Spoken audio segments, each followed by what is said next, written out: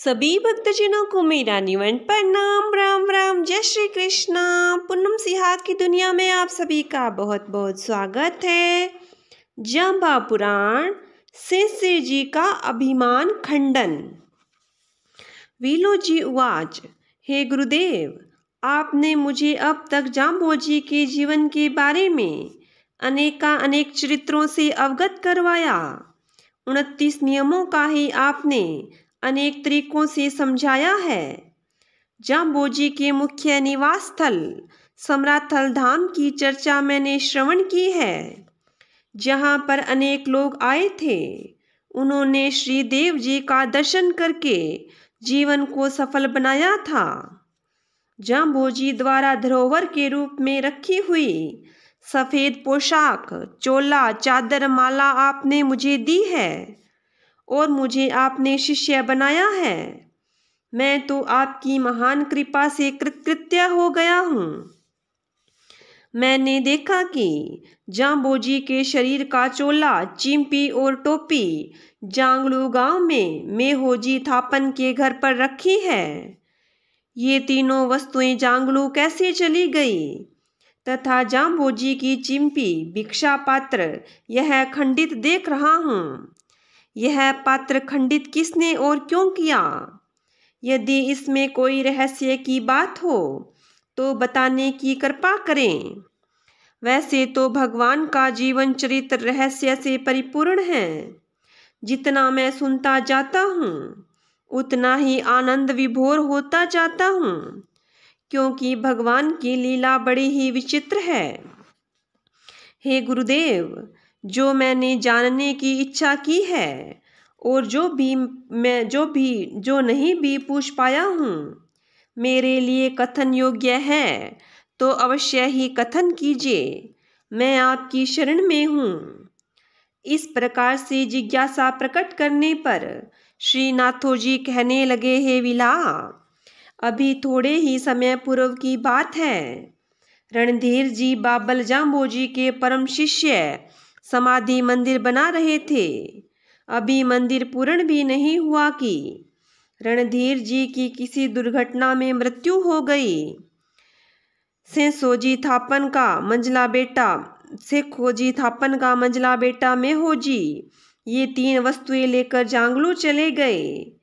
एक टोपी तो अपने बड़े भाई चोखा को पहनने पर वापस दे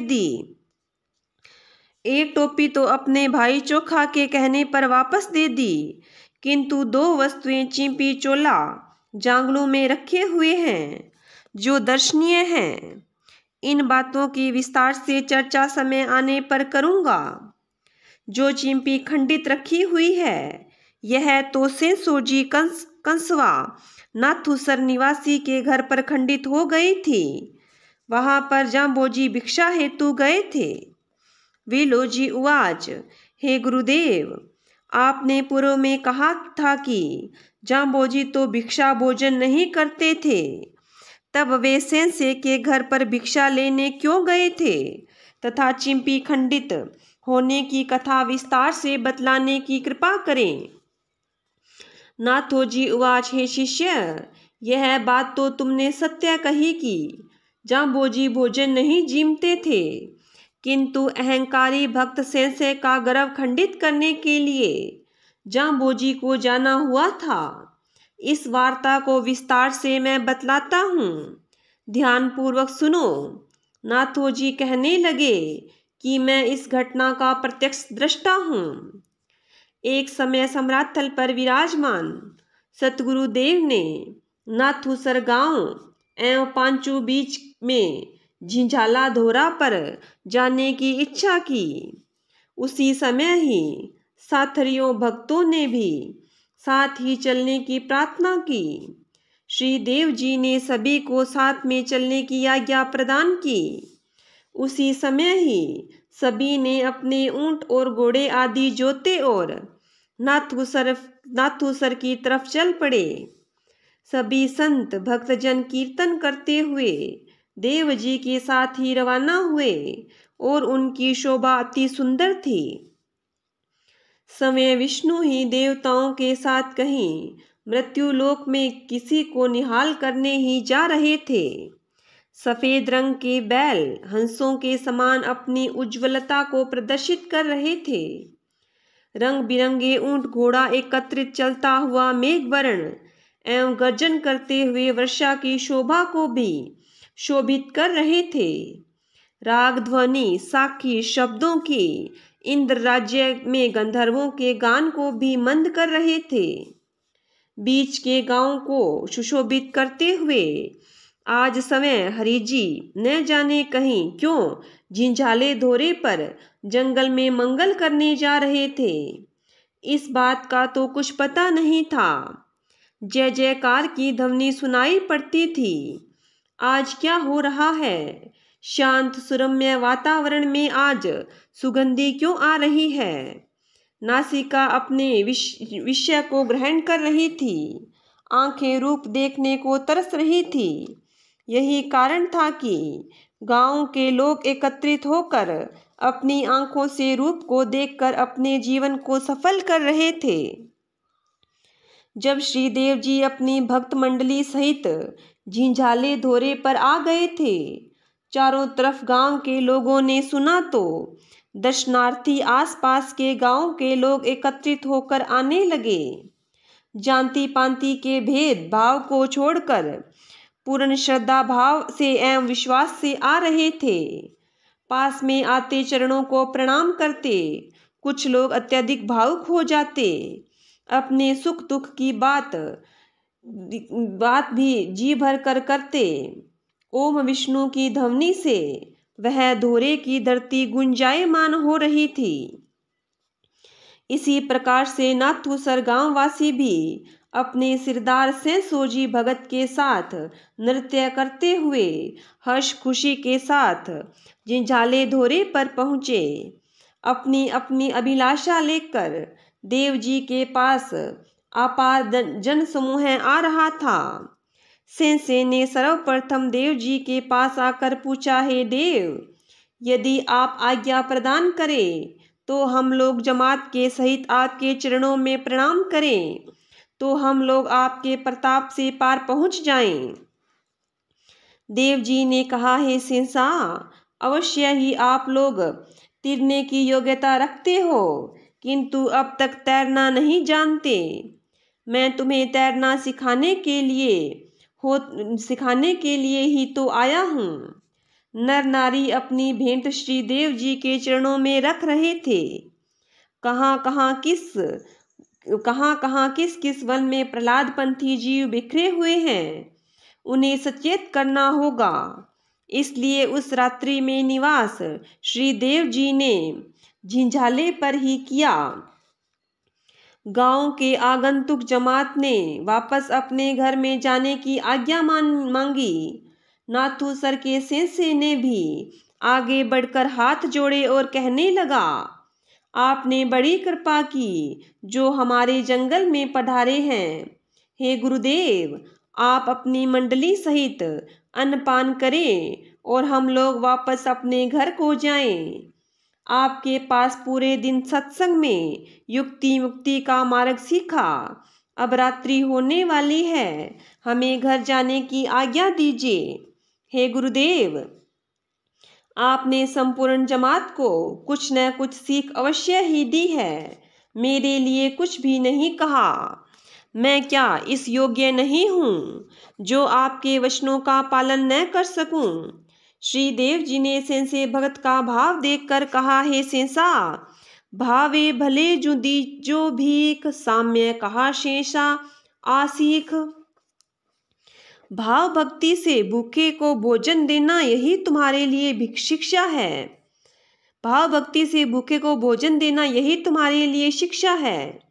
सेंसे ने मन में यह सीख जची नहीं। सेंसा कुछ सोचने लग गया। न तो कुछ हाँ कह सका और न ही ना कह सका। साथरियों ने कहा, हे सेंसा, जैसा सतगुरु कहते वह ठीक ही कहते हैं, उनकी बात को स्वीकार करके पालन करो। श्री देव जी ने साथरियों से कहा, सेंसे ने मेरी बात सुनी तो अवश्य ही है, किंतु यह इसे स्वीकार नहीं कर पा रहा है। यह भक्त तो अच्छा है, किंतु अहंकारी भक्त है। सेंसा कहने लगा, हे देव, मैंने तो दान देते हुए संपूर्ण पापों का नाश कर डाला है। मैं तो भाई बंधु न्यात जमात को एकत्रित करके इन्हें भोजन करवाता हूँ। अब इन्हें और क्या जिमाऊंगा। हे देव, मैं तो घर पर आए हुए अतिथि साधु संतों को अच्छी प्रकार से प्रेम से भिक्षा देता हूँ। घर पर आए हुए अतिथि को ना तो मैं कभी कहता ही नहीं हूँ। आप भी मेरे घर को देखें, मेरे घर को सारा संसार जानता है, केवल आप ही शायद नहीं जानते, इसलिए तो आपने ऐसी बात कही है। श्री देव जी ने सेंसे भगत तथा उसकी मंडली को जाने की आज्ञा प्रदान की और सेंसे के चले जाने पर साथरियों से कहा, हे भक्तों, सेंसे का भंडारा अतिथि सेवा अवश्य ही देखूंगा। सेंसा कहता था कि आपने अब तक देखा नहीं है, संसार के लोगों ने तो देखा है। समयकर्ता अलग पुरुष ने अन्य ही रूप धारण कर लिया, दूसरा ही रूप, दूसरी ही बोली, दूसरी ही वेशभूषा, सरसा शीस बधारिया केशा, सिर के बाल लंबे बढ़ा लिए।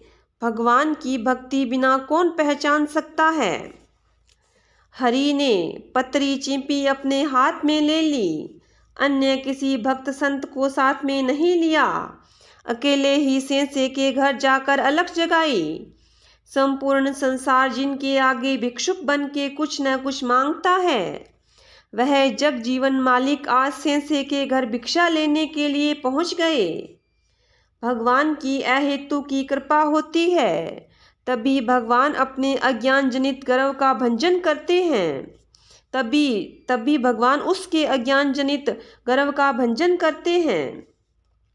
सेंसा तो घर पर पहुंचा ही था। संध्या वेला थी। गुरु के नियम का पालन करते हुए संध्या करने को बैठा ही था। जगत स्वामी ने सेंसे के घर पर अलख जगाते हुए कहा, सतविसन की बाड़ी, हे देवी विष्णु के नाम पर भिक्षा दो, आपकी बाड़ी हरी भरी रहेगी। सेंसा भगत संध्या कर रहा था। अंदर से आवाज सुनी और कहने लगा, इस संध्या वेला में मैं यह क्या सुन रहा हूँ। होगा कोई कंगाल पुरुष, फलसा किवाड़ बंद कर दो। सेंसे भगत ने बात तो बड़ी विचार की कही थी, क्योंकि यह बेला संध्या की थी। इस बेला में तो भगवान के दर्शन ही होना चाहिए था, किंतु सेंसे ने तो अकस्मात कुपात्र के दर्शन कर लिए। सेंसे की आज्ञा को शिरोधार्य करके सेंसे की धर्मपत्नी दौड़कर सामने आई कि यह कहीं अतिथि आंगन में न आ जाए, पहले ही इसे रोका जाए। सेंसे की नारी कहने लगी, मैंने तुझे देख लिया है, तू हमारे घर में प्रवेश करने के योग्य नहीं है, बाहर चलो। श्री देव जी ने सेंसे की धर्मपत्नी की इच्छा समझ ली कि यह कुछ भी नहीं देगी, किंतु इससे बिना कुछ प्राप्त किए वापस जाना भी तो नहीं है, इसलिए खिड़की को पकड़ लिया। खिड़की छूट गई तो फिर यहाँ कुछ भी नहीं मिलेगा, यहाँ आना व्यर्थ हो जाएगा। ग्रह लक्ष्मी कहने लगी, हे योगी, खिड़की पकड़े हुए क्यों खड़ा है। जिस प्रकार कर्जा लेने वाला खड़ा रहता है, उसी प्रकार से खड़ा हुआ क्या देख रहा है।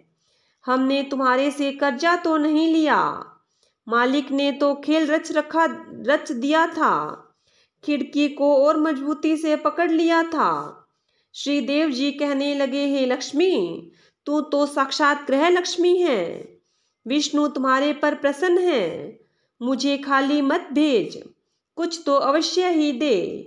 पहले भी आपने बड़े बड़े दान किए हैं, अभी अभी देव जी के पास दान देकर लौटे हैं। मैंने जब गांव में प्रवेश किया था, दानियों का घर पूछा था, तो उन्होंने भी आपका ही घर बतलाया था, इसलिए मैं भी आशा विश्वास के साथ तुम्हारे घर आया हूँ। सेंसे की नारी कहने लगी, बाहर चलो, अपना काम करो, ये कैसी बातें करनी प्रारंभ की है? इन बातों से मैं रीझने वाली नहीं हूँ। पीछे हट जाओ, मैं अपनी खिड़की ढक लेती हूँ। ऐसे खड़ा है जैसे कोई अतिथि मेहमान आया है। उस बिना बुलाए अतिथि ने तो खिड़की मजबूती से पकड़ ली थी कि कहीं हाथ से छूट न जाए। यह देवी तो ढकना चाहती है, किंतु देवाधिदेव तो उघाड़ना चाहते हैं। कैसा घर का भाग्य है! घरवाली तो घर को ढकना चाहती है, किंतु देव जी उघाड़ना चाहते हैं। यही ढकना उघाड़ना संसार में चलता रहता है। वह तो धक्का देती है, देव जी सहन कर लेते हैं। भृगु की लात भी तो सहन कर ली थी। समय विष्णु आज तो सेंसे के घर पर आए थे, घर में लक्ष्मी को प्रवेश करवाने के लिए, किंतु संसार के व्यक्ति क्या जाने, क्या अब तो खींचातानी होने लगी। आखिर जीव रूपी देवी तो थक ही गई थी, उसे तो थकना ही था। दूसरी नारी कहने लगी, यह योगी हठीला है, हट नहीं छोड़ेगा, इसे कुछ न कुछ देना ही पड़ेगा। अपने घर का बड़प्पन तो देखो, इस बड़प्पन में तो खाक है, जो एक साधु को एक रोटी भी नहीं दे सकते। दोनों महारानी विचार करने लगी, इसे क्या देना चाहिए जिससे यह अपना पीछा छोड़े। एक नारी घर में गई और खिचड़ी की खुरचन, हंडिया में लगा हुआ बासी भोजन, हंडिया में लगा हुआ अधजला भोजन कुर्सी में भरकर ले आई और कहने लगी, हे हठीले योगी, तुम्हारा पत्र चिंपी इधर करो, मैं तुझे भिक्षा देती हूँ। दूसरी महारानी कच्चा दूध ले आई और दोनों ने भिक्षा प्रदान की। श्रीदेव जी ने भिक्षा पात्र आगे किया, तब कुर्सी में खुरचन लेकर खड़ी हुई और जोर से क्रोध में भरकर पत्री में दे मारा, जिससे एक किनारा खंडित हो गया, किंतु भिक्षा लेने में सफल तो हो ही गए। उस खंडित बर्तन को दूसरी स्त्री ने दूध से भर दिया। देव जी भिक्षा लेकर वापस चले, किंतु कुछ ही दूरी पर जाकर वापस लौट आए और दूसरी मांग पेश कर दी कि इस समय सर्दी पड़ रही है, तो एक सी ओढ़नी दे दीजिए। सेंसे ने नारी से कहा, यह कैसा साधु है जो समय का भी ज्ञान नहीं है। इसके गुरु ने यह भी सिखाया नहीं कि गृहस्थ के घर पर भिक्षा मांगने कब जाना चाहिए, तथा बिना समय भिक्षा मांगने पर भी अब तक संतोष नहीं हुआ, जो अब वस्त्र भी मांग रहा है। श्रीदेव जी ने कहा, देवी, भिक्षा का कोई समय नहीं होता। जब भूख लग जाए तभी भिक्षा याद आती है, परंतु इस भूख का कोई पता नहीं कि कब लग जाए, तथा वस्त्र तो जब सर्दी लगे तभी याद आता है। ऐसी वार्ता सुनकर समय सेंसे ने ही अब की बार एक गूदड़ा पुराना मोटा वस्त्र प्रदान किया और कहा, अब तो चले जाओ। सेंसे की नारी बोली, अभी अभी तो इसको बाहर निकाला था, किंतु यह तो वापस आ गया। भिखारी तो बहुत देखे, किंतु इतना हठीला मैंने कभी नहीं देखा। सेंसे ने अपनी नारी की वार्ता सुनी तो कहने लगे, क्यों कलह मचाई है? यदि कुछ देना है तो दे दो, नहीं देना तो ना दो, ना कह दो। गांव के लोग सुनेंगे तो क्या कहेंगे? घर की लज्जा तो रखो। सेंसे की नारी ने सेंसे की वार्ता को अनसुना कर दिया, किंतु सेंसे ने एक आथर वस्त्र विशेष दिया और वहां से रवाना किया। इस प्रकार से सेंसे के घर से मिला हुआ अन्न और वस्त्र लेकर वापस झिंझाले आ गए। पर ब्रह्म से साथरियों भक्तों ने पूछा, हे देव जी, सेंसे की वार्ता बतलाओ, वहां क्या और कैसी भिक्षा मिली? भक्तों के भाव को देखकर देव जी ने टूटी हुई पत्री में सेंसे के घर का अन्न और वस्त्र दिखलाया और कहा, यह मुझे मिला है। सेंसे ने मुझे यह सोड़ उठाई है। रात्रि व्यतीत हुई। दूसरे दिन प्रातःकाल ही गांव से मतवाले भक्तजन आने लगे। साकी शब्द हरिजस गाते हुए, झींझा बजाते हुए प्रातःकाल ही जमात एकत्रित हुई। सभी लोग देव जी के दर्शन करने आ रहे थे। विशेष रूप से वे ही लोग आ रहे थे जिनका भाग्य सौभाग्य में बदल चुका था। महिलाएं, पुरुष, बच्चे अनेकानेक यथारूप श्रृंगार करके आ रहे थे। आकर स्वामी परमात्मा को शीश झुकाते हैं और यथास्थान बैठ जाते हैं। वन में ही नगरी बस गई है, ऐसा खेल मालिक ने रचा है। भेदभाव से रहित चाकर ठाकर एक से ही प्रतीत हो रहे थे। जो भी श्री देव जी के दर्शन करता वह अपने सन्मुख ही देख रहा था। मुखमंडली की कांति सूर्य सदृश शोभायमान हो रही थी।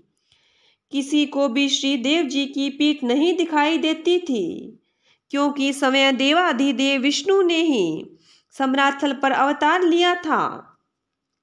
मनुष्य ही नहीं, पशु पखेरु भी सन्मुख आकर पवित्र हो गए थे।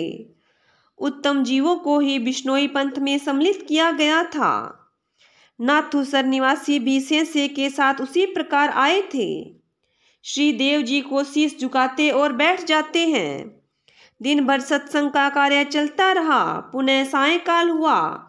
सूर्यास्त होने जा रहा था।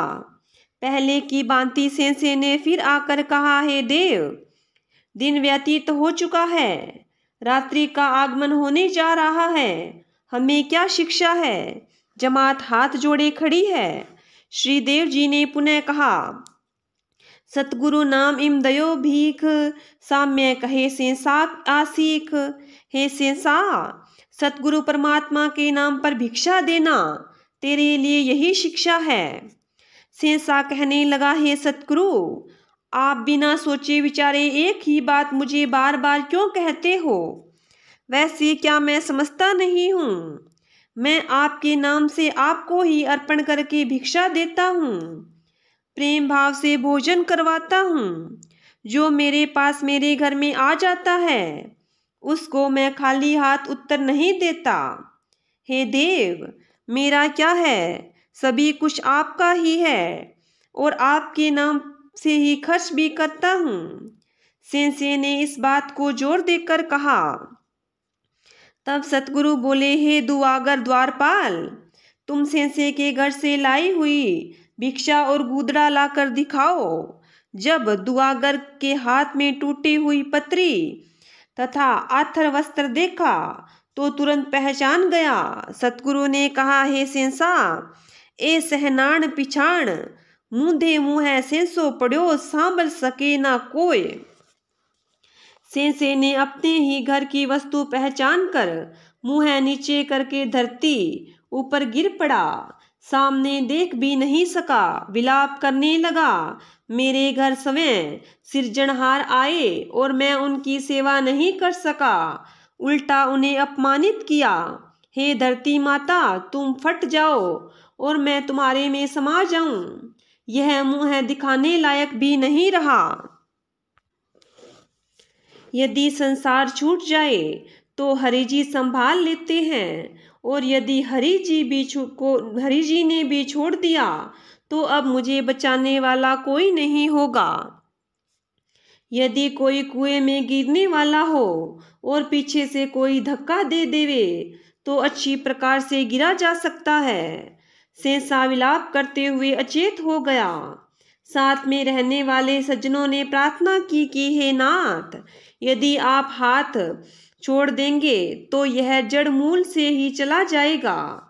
अब यह तो आपके सामने नहीं देख सकेगा, आपसे प्रार्थना नहीं कर सकेगा, किंतु हमारी अरज अवश्य ही सुनो। उठ सेंसा, सतगुरु कहे, गर्व न करो लिंगार। सतगुरु कहने लगे, हे सेंसा, अहंकार न करो और खड़े हो जाओ। सतगुरु के आशीर्वचन सुनकर सेंसा खड़ा हो गया। हाथ जोड़कर विनती करने लगा, हे देवादिदेव, आपने मुझे बचा लिया है, अन्यथा मैं तो अहंकार में पक कर डूब जाता। मुझे तो इस अज्ञानता का पता ही नहीं था। आपने मेरी आंखें खोल दी है। अब मैं गर्व को छोड़कर आपके ही अधीन हूँ। आपकी आज्ञा का पालन करूँगा। आपने कृपा करके मेरी आंखें खोल दी है। सेसा पुनः स्वस्थ हुआ। सतगुरु ने क्षमा कर दिया। उपस्थित जन समूह ने जय जयकार की। सेसे के भाग्य की सराहना की और देव जी की दयालुता की प्रशंसा की। सेसो कसवो कहे देव जी, मैं तो सुरगा जोगो सामो धनी ही कियो। जहाँ बोजी श्री वाक्य कहे, ओम अति बलदानो सबै से नानो गौ क्रोड़ जे तीरथ दानो बहुत करे आचारू। ते पण जो पारे ने पायो भाग परापति सारू घट ऊंदे बरसत बहु मेया। नीर थयो पण थालो को होसी राजा दुर्योधन सो विष्णु सभा में है लाणो। तिन्ही को जो पारे ने पायो अदविच रहियो हो टालू। जपिया तपिया पोबी ने खपिया कप कप गया ई वाणी ते ऊपर पहुंता हानाई ताकि दोती रैयस माणी। सेसा कस्वा स्वस्थ हुआ फिर कहने लगा, हे देव, मैंने तो स्वर्ग जाने के बहुत से उपाय किए थे, किंतु अब तक मुझे मेरे गर्व का पता ही नहीं था। यह अहंकार मुझे ले डूबेगा, इस बात से मुझे आपने अवगत करवाया है। मैं धन्य भागी हूँ जो आपके दर्शन एवं स्पर्श का लाभ मुझे मिला। श्री देव जी ने शब्द सुनाया, है सेसा, अति दान अपनी औकात से भी ज्यादा दिया हुआ दान भी लाभदायक नहीं है। अरसर तीर्थ में दी बिना श्रद्धा और योग्यता के दिया हुआ लाभदायक और संतोषजनक भी नहीं है। करोड़ों गौओं का तीर्थ में जाकर दान देना भी मुक्ति का कारण नहीं बन सकता। अन्य भी बहुत से किए हुए आचार विचार भी अति आनंददायक नहीं हैं। अपने से बड़ों को देखोगे तो पार नहीं जा पा सकोगे, सभी से ऊंचा नहीं बन पाओगे। अभी तो तुम्हारे से बहुत से लोग आगे हैं, वे लोग ऊंचाइयां छू रहे हैं, तो तुम ही हो, दूसरा तो दूसरा ही होगा, तुम तो तुम ही हो। अपने अपने भाग्य से ही प्राप्त होता है। घड़े को उल्टा कर दिया जाए, ऊपर चाहे कितना ही जल बरसे तो भी उसमें जल नहीं भरेगा। प्रथम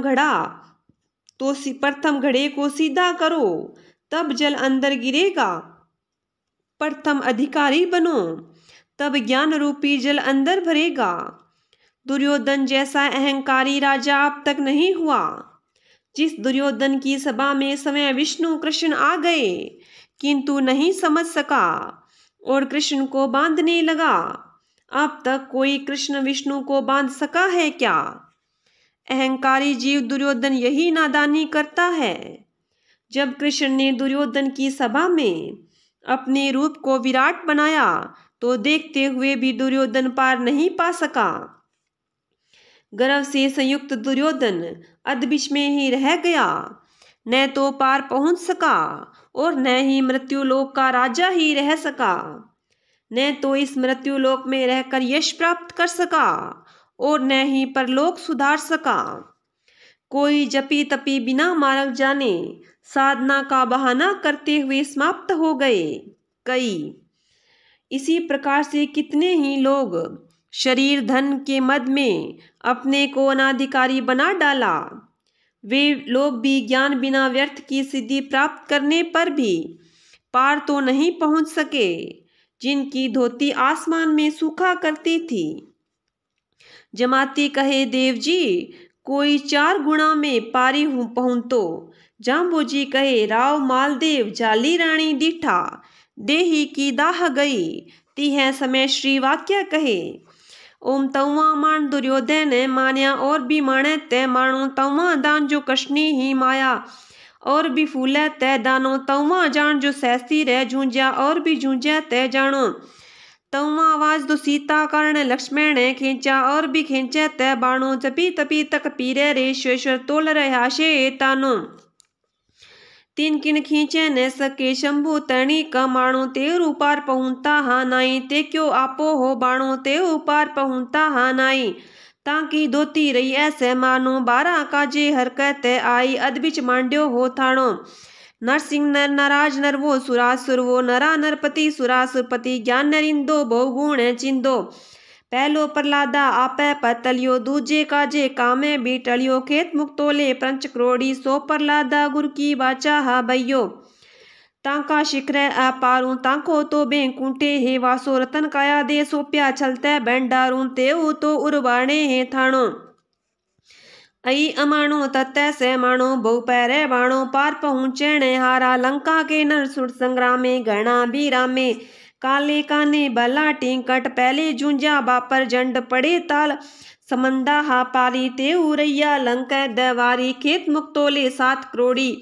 परशुराम के हुक्म जे मुआ से तो कृष्ण पियारा तांको तो बेंकुंठे हे वासो रतन काया दे सोप्या छलते भंडारू तेऊ तो उर्वाणे हे थाड़ो। अई अमाणु पार पहुँचने हारा काफर खानो बुद्धि बैराड़ो खेत मुक्तोले 9 करोड़ी। राव युधिष्ठिर से तो कृष्ण पियारा तांको तो बेंकुंठे हे वासो रतन काया दे सोप्या छलते भंडारू तेरते तो उर्बारे हे थाणु। अई अमाणु बोपैरे बाणु पार पहुँचने हारा 12 काजे हरकत आई तांते बहुत बई कसवारू। से भगत के साथ उपस्थित जमाती लोगों ने पूछा, हे गुरुदेव, इन 4 युगों में कोई संसार सागर से पार पहुंचा है या नहीं? जांबोजी ने उत्तर देते हुए कहा, जोधपुर नरेश राव मालदेव तथा चित्तौड़ नरेश की माँ झाली रानी ये दोनों ही सुजीव हैं, पार पहुंच जाएंगे। इन दोनों की कथा विस्तार से आगे बतलाएंगे। इस समय श्री देव जी ने लोगों को संबोधित करते हुए शब्द कहा, अहंकारी व्यक्ति कभी मुक्ति को प्राप्त नहीं कर सकता। यह तो पक्का निश्चय ही है। जितना अहंकार निवृत्त होता जाएगा उतना ही मुक्त होता जाएगा, बंधन ढीला पड़ता जाएगा। जैसा अहंकार दुर्योधन ने किया उतना अहंकार तो अब तक किसी ने भी नहीं किया। राजा मालदेव एवं झाली रानी सर्वथा निरअहंकारित हैं। फूलते फलते तो बहुत हैं, किंतु कृष्णी माया जितनी फूलती फलती है उतना कोई नहीं। युद्ध के मैदान में जाकर युद्ध तो शूरवीर संसार में बहुत करते हैं, किंतु जितना सहस्त्रबाहु ने किया उतना कोई नहीं कर सका जिसने परशुराम जी का सामना किया। बाण चलाने में तो बहुत लोग कुशल हैं, किंतु जितने बाण सीता को लंका से लाने के लिए लक्ष्मण ने चलाए उतने बाण अब तक कोई नहीं चला सका। इस संसार में जप करने वाले जपी, तप करने वाले तपी, कई तकियों के पीर, मठाधीश, ऋषि शिरोमणि इत्यादि अपने अपने बल को तोल रहे हैं। ये लोग केवल अपनी शैतानी को ही तोल रहे हैं, इनके पास ज्ञान नहीं है। शंभू के धनुष को उठाने के लिए सभी ने प्रयत्न किए, किंतु अहंकार से मूर्छित लोग धनुष को हिला भी नहीं सके। परमात्मा की असीम शक्ति का कौन पार पा सकता है? जो निरअहंकारी हैं वे भले ही पार पा जाएं, वे भी पार नहीं पहुंच सके जिनकी धोती आसमान में सूखा करती थी। गुरुदेव कहते हैं कि प्रहलाद के बिछड़े हुए 21 करोड़ तो पार पहुंच गए, अब 12 करोड़ इसी भूमि पर विद्यमान हैं। उन्हें ले जाने के लिए मेरा आगमन हुआ है।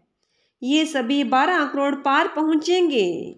मैंने इस मृत्युलोक में आसन जमाया है, क्योंकि यह मृत्युलोक पाताल लोक एवं सर्वलोक के बीच विद्यमान है। मानव जीवन भी देव तथा दानव के मध्य अवस्थित है। सतयुग में जब नरसिंह अवतार हुआ था, वह नर रूप में नरों में भी शिरोमणि, देवताओं में भी देव शिरोमणि, नरों के भी राजा एवं देवताओं में देवराजा, ज्ञान से युक्त बहुगुणों से संपन्न था।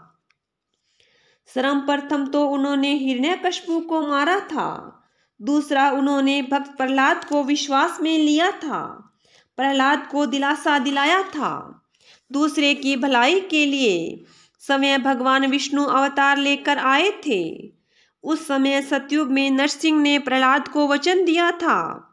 इस वजह से 5 करोड़ का उद्धार प्रहलाद के साथ हुआ, क्योंकि वे लोग प्रहलाद के वचनों पर चले थे। उनकी गति अति उत्तम थी। वे लोग मुक्ति के सर्वोच्च शिखर पर पहुंच चुके हैं। उनका निवास तो बैकुंठ में ही है। जन्म मरण का चक्कर छूट गया है। यह भौतिक शरीर तो यहीं पर छूट गया है, किंतु उनकी दिव्य रतन सदृश्य अलौकिक काया मिली हुई है। उन्हें संपूर्ण आनंद का भंडार सौंप दिया है। वे लोग भी यही उसी मृत्यु लोक के ही थे। आप लोगों के ही साथी थे। इस संसार में ही तत्व रूप विष्णु समाया हुआ है। उसमें बहुत ही प्रमाण हैं। जो पार पहुँचने योग्य होंगे वे तो अवश्य ही पहुँचेंगे। इस समय भी आप पार पहुँचने की योग्यता धारण करें। निरंकारी बने, समर्पण भाव करें। सतयुग के बाद त्रेता युग में भी राम अवतार हुआ। राम ने लंका में जाकर रावण को मारा था। लंका में बड़े बड़े शूरवीर योद्धा थे, जो अत्यधिक संख्या में थे। काले कुरूप काणे बड़े बड़े योद्धा युद्ध भूमि में राम की सेना से लड़ रहे थे। राम की सेना भी तो कुछ कम नहीं थी। वहां पर भी बंबर, झंट, हनुमान आदि अनेकानेक योद्धा थे। जब उनका युद्ध होता था तो समुद्र पार भी ताल की ध्वनि सुनाई देती थी। वे सभी लंका के दरवाजे पर ही थे। ये सभी जीव मोक्ष के अधिकारी ही थे। राम के हाथ से मृत्यु को प्राप्त करके ये मुक्ति को प्राप्त हुए। कुछ राम जी की सेवा करके मुक्ति को प्राप्त हुए थे। वे लोग भी यहीं इसी मृत्यु लोक के ही जीव थे। त्रेतायुग में परशुराम जी ने क्षत्रियों का संहार किया था। उनके संपर्क में आने वाले पापी जन भी उनकी दृष्टि से पवित्र होकर मुक्ति को प्राप्त हुए थे। जिन्हें भी विष्णु प्यारा था, वे चाहे वैर भाव से स्मरण करें या प्रेम भाव से, वे सभी लोग पार पहुँचे हैं। इस प्रकार से त्रेता युग में 7 करोड़ का उद्धार हुआ। वे सभी लोग यहीं के निवासी थे। पार पहुँचने के योग्य थे, वे पहुँच गए। वे सदा सदा के लिए पंथ निर्मित कर गए। द्वापर में कृष्ण अवतार हुआ। युधिष्ठिर सम्राट हुए। उस समय भी 9 करोड़ का उद्धार हुआ। वे लोग भी ज़्यादा भले भी नहीं थे, किंतु कृष्ण के संपर्क में आने पर पार पहुँचने के योग्य थे। वे पहुँच गए। वहाँ उन्हें दुख सुख से रहित आनंद का भंडार सौंप दिया गया। वे भी यहीं के लोग थे। गुरुदेव ने कहा कि इस समय कलयुग में 12 करोड़ का उद्धार करने हेतु मुझे आना पड़ा। प्रहलाद के वचनों को पूरा करना है। इन्हें भी मैं पार पहुँचाकर ही जाऊंगा। हे लोगों, आप लोग भी उन्हीं 12 करोड़ के अंतर्गत हो। तुम भी पार पहुँच जाओगे, किंतु अहंकार के रहते हुए असंभव ही है। से कहे जमाती ने सीख दीजिए। जाम्बोजी कहे गुरु नाय मांग जिन भीख दो। विष्णु जपो माँ सावधान चालो। से ने वेलो कहो। जाम्बोजी श्री वाक्य कहे ओम पढ़ कागल वेदू। शास्त्र है शब्दों पढ़ सुन। शास्त्र है शब्दों भूला जा क्या हालूं। ऐनिस्याव घटंती ही जावे तेरे श्वास सभी कैसे वारूं। कैया चंदा कैया हासुरूं। कैया काल बजावे तै तुरूं। उर्दक चंदा निर्दय कै सुरूं। सुनगट काल बजावे तै तुरूं। ताचे बहुत भई कैसे वारूं। रक्तस बिंदु पर है से निंदु। आप सहे ते फण बूझे नहीं गवारूं। शेषा भक्त कहने लगा, हे गुरुदेव, मेरे साथ में आए हुए सत्संगी लोग वापस घर जाने की आज्ञा मांग रहे हैं। इन्हें तथा मुझे भी घर जाने की आज्ञा प्रदान करें। जाम्बोजी ने कहा, गुरु के नाम पर आगंतुक सुपात्र को भोजन दीजिए। विष्णु का जप करो। क्रियाकर्म में सावधान रहो। यह बात कहते हुए से को कहते हुए शब्द सुनाया। हे लोगों, वेद शास्त्र शब्द अवश्य ही पढ़ें, व्यर्थ में समय व्यतीत ना करें, विष्णु का जप स्मरण स्वाध्याय करें, व्यर्थ में बकवास न करें। दिन रात करते हुए तुम्हारी आयु बीतती जा रही है। तुम्हारा प्रत्येक श्वास बड़ा ही अमूल्य है, इसका सदुपयोग करो। आयु तो सभी की ही निश्चित है, चाहे सूर्य चंद्र तारे ही क्यों न हो, इनकी भी आयु घटती जा रही है। काल ने तुरही बजा दी, अपने आने से पूर्व ही सचेत कर दिया है। चंद्र की आयु एवं ऊंचाई कम है, सूर्य की ऊंचाई तेज और आयु चंद्रमा से ज्यादा है, तो भी क्या हुआ, एक दिन काल का ग्रास तो अवश्य ही बनेंगे। आप लोग किसके सहारे से अभिमान कर रहे हो?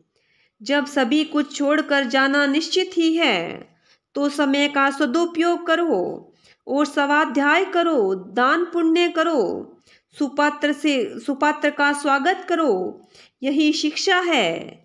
अब आप लोग खुशी से जा सकते हो। सहसा भगत अपने घर पहुंचा और गृह लक्ष्मी से जो घटना घटी थी वह बताई। सेसे की नारी ने आश्चर्य किया और पछतावा करने लगी। सेसे के घर में 40 दुधारू गायें दूध देती थी, किंतु एक अजब गजब के मेहमान का स्वागत नहीं कर सके थे। फिर भी सेसे को मुक्ति का वरदान श्री देव जी ने दिया था। सेसा 25 दुधारू गायें और भी ले आया। अब तो घर में 65 गायें दूध देने वाली थी। सेसे की नारी बिलोना करती, मक्खन दूध दही घी आदि की नदियां बहने लगी। आए हुए सुपात्र का सहसा सम्मान करता, न जाने कब किस रूप में हरि ही आ जाए। गांव के बच्चे सेसे के घर आ जाते, वेला कुवेला में उनके साथ कोई अतिथि भी आ जाता। भोजन तैयार नहीं होता तो सेसे के घर में तिल और शक्कर रखता, उन्हें सभी को खाने के लिए दे देता। कभी कभी बच्चे रात्रि में आकर झंझट खड़ी कर देते, तो भी सेसा देने से मुख नहीं मोड़ता था। कई बच्चे सेसे से शिकायत करते, आज हमें कुछ भी नहीं मिला था। सेसा भगत उन्हें प्रेम से भोजन देता या तिल शक्कर देता। एक दिन सेसा गुरु महाराज के पास समराथल पर पहुंचा और कहने लगा, हे देव, मैं आपकी प्रतीक्षा करता था, किंतु आप आए नहीं। आप भी बड़े विचित्र हैं देव, बिना बुलाए तो आ जाते हो, किंतु बुलाने पर नहीं आते। आप चाहे न भी आए, किंतु आने वाले प्रत्येक आगंतुक में मैं आपको ही देखता था, क्योंकि पूर्व में मैं धोखा खा चुका था। देव जी ने पूछा, हे सेसा, कहो तुम्हारी सेवा की बात। सेसा कहने लगा, क्या कहूँ, आपके कथना अनुसार ही नियम निभा रहा हूँ, किंतु एक आपत्ति बिना बुलाए ही आ गई। हमारे घर पर अतिथि आते हैं, मैं उनकी तन मन धन से सेवा करता हूँ। सर्दियों में मैं उनको ओढ़ने के लिए छोड़ देता हूँ, किंतु उनमें कई ऐसे चोर भी आ जाते हैं जो सी ओढ़न भी ले जाते हैं। मैं परेशान हूँ, क्या करूँ। श्री देव जी ने कहा, हे सेसा, तुम एक बहुत बड़ी भारी लंबी चौड़ी सोड़ बना लो, जिसे कोई उठा कर न ले जा सके। रात्रि में सो जाएंगे। सेसे ने वही किया, एक बहुत बड़ी सोड़ बनाई, जिसे सेसा सोड़ के नाम से भी जाना जाता था। सेसे ने भक्ति दान मान करके अपना जीवन व्यतीत किया। एक समय समराथल पर विराजमान श्री देव जी से पूछा कि हे गुरुदेव, सेसे की बात कहो। हमने सुना है कि सेसा मृत्यु को प्राप्त हो गया है। श्री देव जी ने कहा, सेसा भगत था, उसकी कभी दुर्गति नहीं हो सकती। सेसा भी प्रहलाद बाड़े का जीव ही था, निश्चय ही प्रहलाद के पास ही पहुंच गया है, मुक्त हो गया है। ऐसा भगत सदा ही सराहनीय है। हे विलाह, जो तुमने जांगलू में जाम्बोजी की चिंपी देखी है वह सेंसे के घर पर टूटी है। सेंसे के घर तो भिक्षा नहीं मिल पाई थी, किंतु अब भक्त लोग श्री देव जी को भिक्षा दे रहे हैं, अपनी मनोकामना पूर्ण कर रहे हैं। प्रेम से भक्ति भाव से ही दी हुई भिक्षा को श्री देव जी सहर्ष स्वीकार करते हैं। श्री देव जी को क्या चाहिए? उन्हें देव स्वरूप को भोजन हेतु घी चाहिए, वही भिक्षा दे रहे हैं तथा गुरुदेव सहर्ष स्वीकार कर रहे हैं तथा भक्तों का भला कर रहे हैं। सेंसा तो शिरोमणि भक्त हुआ, उनका तो स्वर्ग में वास हुआ। सतगुरु ने झिंझाले को धाम बना दिया। नाथुसर तथा आसपास के लोगों को निहाल कर दिया। यही कथा सेंसे की तथा और महिमा है सतगुरु जाम्बोजी की, जो मैंने तुझे सुनाई है। अब आगे क्या जिज्ञासा है? अवश्य ही पूर्ण करूँगा, क्योंकि मुझे ज्ञान कथा कहने में आनंद आता है। कथा कहना और सुनना तो साक्षात परमात्मा से ही वार्ता करनी है। हे शिष्य, इस कथा कहने में मेरा स्वार्थ एवं परमार्थ दोनों ही निहित है। बोलिए गुरु जम्बेश्वर भगवान की जय हो। बोलिए विष्णु भगवान की जय हो।